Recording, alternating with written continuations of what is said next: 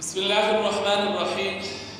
حامیم والکتاب المبین انا انزلناہ فی لیلۃ مبارکہ انا کنا منذرین فیہا یفرق کل امر حکیم امرا من عندنا انا کنا منذرین۔ صدق اللہ العظیم۔ رب تعالیٰ نے اپنے بندے کے لیے کچھ اوقات خاص عطا فرمائے، کچھ دن خاص عطا فرمائے، کچھ مہینے خاص عطا فرمائے اور کچھ راتیں خاص عطا فرمائے۔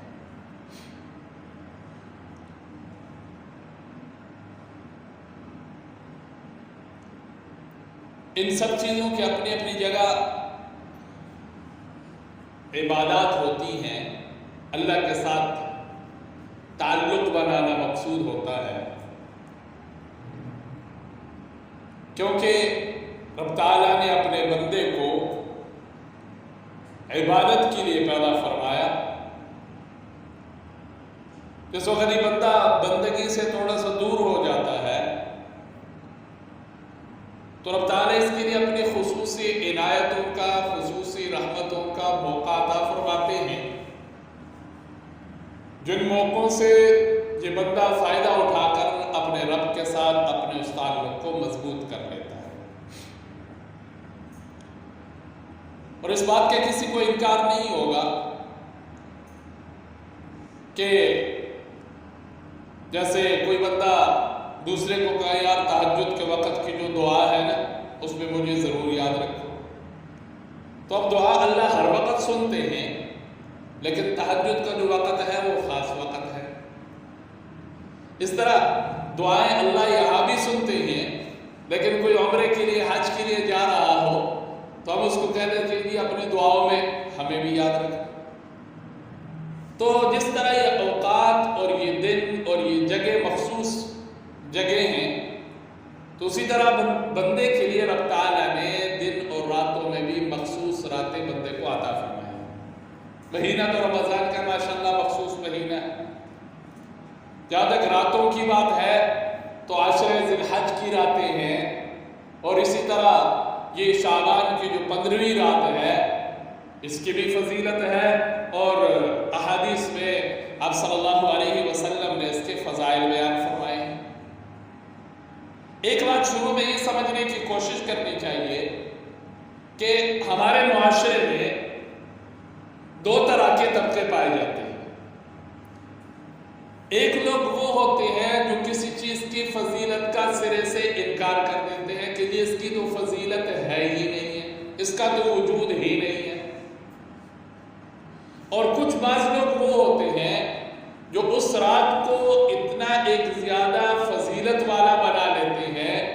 کہ بھائی پورا سال کچھ کرنے کی ضرورت نہیں ہے، بس یہی چند دن ہے یا چند راتیں جو سال میں آتی ہیں، ان میں بس رات جاگ کر گزار لو، بھاوے جیسے مرضی جاگ کر گزارو، بس تمہارے بخشش بھی ہو گئی، تمہارے مغفرت بھی ہو گئی، اور تمہارے بارے میں سارے اچھے فیصلے ہو گئے۔ دونوں طریقے غلط ہیں۔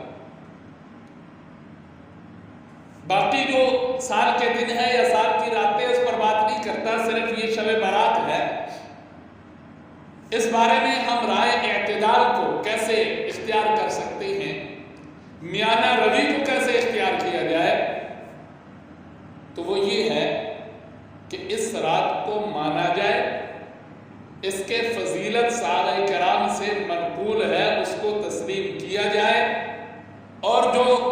حد سے زیادہ ہم نے اپنی طرف سے اس رات میں چند کام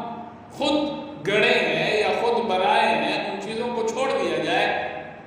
تو یہ رات فضیلت والی بھی بن جائے گی، یہ رات مغفرت والی بھی بن جائے گی، اور یہ رات بخشش والی بھی بن جائے گی۔ جہاں تک فضیلت کی بات ہے، حضرت علی رضی اللہ تعالیٰ عنہ سے روایت ہے، مشکات میں موجود ہے جلد اول میں،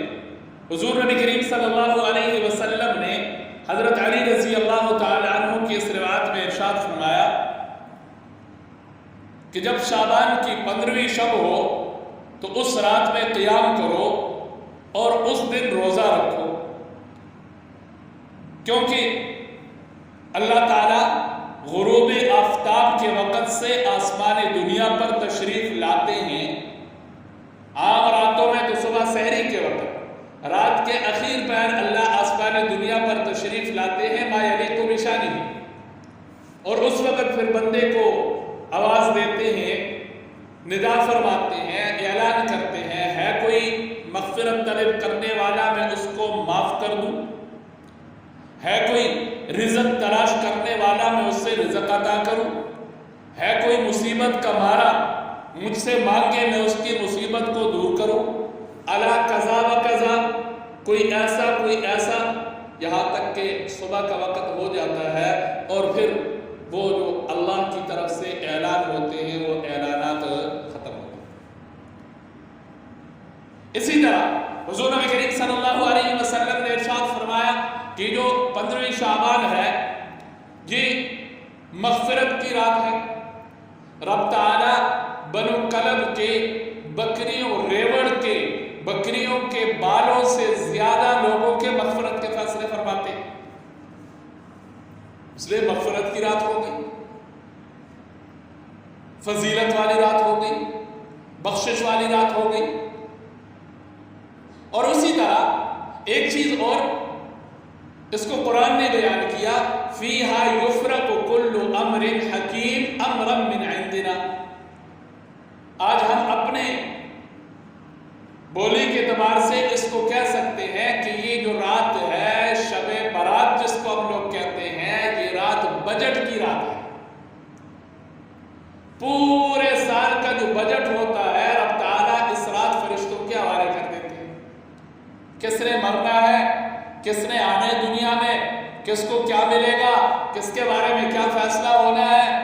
یہ سب کے سب جو لوح محفوظ پہ لکھا ہوا ہوتا ہے وہی سب کے سب لسٹیں فرشتوں کے حوالے ہو جاتی ہیں. اور حضور نبی کریم صلی اللہ علیہ وسلم کا عام معمول تھا کہ آپ سوموار اور جمعرات کا روزہ رکھتے تھے. اسی طرح یہ جو 15ویں کا روزہ ہے اس بارے میں حضور صلی اللہ علیہ وسلم سے صحابہ نے پوچھا، رسول اللہ آپ روزہ رکھتے ہیں؟ اب صلی اللہ علیہ وسلم فرمایا اعمال اللہ کے حضور پیش ہوتے ہیں تو میرا دل یہی ہوتا ہے کہ جب میرا عمل اللہ کے حضور پیش ہو اس وقت میں روزے سے ہو. اب یہ جو آنے والی رات ہے، ایک آج کی رات ہے اور ایک کل کی جو رات ہے، یہ رات ہم سب کے بارے میں فیصلہ کن رات ہے. پچھلے سال اس رات جتنوں نے اس سال میں مرنا تھا ان سب کے نام لکھے گئے. جنہوں نے پیدا ہونا ہے ان سب کے نام لکھے گئے. جس کو جتنا ملنا ہے اتنا اس کے بارے میں لکھ دیا جاتا ہے. تو کیوں نہ ہم اپنے آپ کو اللہ کے حضور پیش کر کے اللہ کے در پہ جا کے یا اپنے گھر میں مصلی بچھا کے اپنے رب سے کچھ مانگے، معافی مانگے، کیونکہ بخشش کی رات ہے، مغفرت کی رات ہے اور علماء نے لکھا ہے دعاؤں کی قبولیت کی رات ہے. لیکن ایک چیز اور ذہن میں رکھیں کہ ہمارے ہاں ہوتا یوں ہے کہ جب کوئی ایسی رات ہوتی ہے ہم اس رات کو فنکشن کی رات بنا لیتے ہیں. بعض لوگ مسجدوں میں آ کر جو ہے وہ جماعت کی نوافل کی جماعت شروع ہو جاتی ہے، صلاۃ التسبیح کی جماعت ہے اور پتہ نہیں کیا. حالانکہ نفلی نماز جماعت سے کہیں بھی ثابت نہیں. بعض لوگ یہ کہہ رہے تھے جی اگر اکیلے عبادت کرے تو پھر نیند آ جاتی ہے، روشنی نہ ہو، جم غفیر نہ ہو، شور شرابہ نہ ہو تو نیند آ جاتی ہے. بھائی تجھے کس نے کہا کہ تو پوری رات کھڑا ہو؟ اگر تنہائی کے چند لمحات بندے کو مل جائے، گوشے نشینی انسان کو مل جائے اور اس رات وہ کچھ نہ کچھ اپنے رب کے حضور عبادت کر کے اپنا حصہ ڈال لے تو یہ اس سے 1000 درجے بہتر ہے جو خرافات میں اور جم غفیر کی وجہ سے جو مسائل بنتے ہیں اور اس کی وجہ سے جو نقصان ہوتا ہے اس سے 1000 درجے بہتر ہے یہ تنہائی کے چند لمحات. کیوں؟ اس لیے کہ دین اپنے شوق کو پورا کرنے کا نام نہیں ہے، دین اللہ اور اس کے نبی صلی اللہ علیہ وسلم کے طریقے پر عمل کرنے کا نام ہے. تو اس لیے ایک تو ہمیں اس بات کا خیال رکھنا چاہیے کہ رات پوری کوئی ضروری نہیں ہے. رات رات کے کسی حصے میں، شروع رات میں، درمیان رات میں، اخیر رات میں بندے کو توفیق مل جائے، کیونکہ پوری رات اللہ کی طرف سے بندے کے لیے صدائیں آتی ہیں۔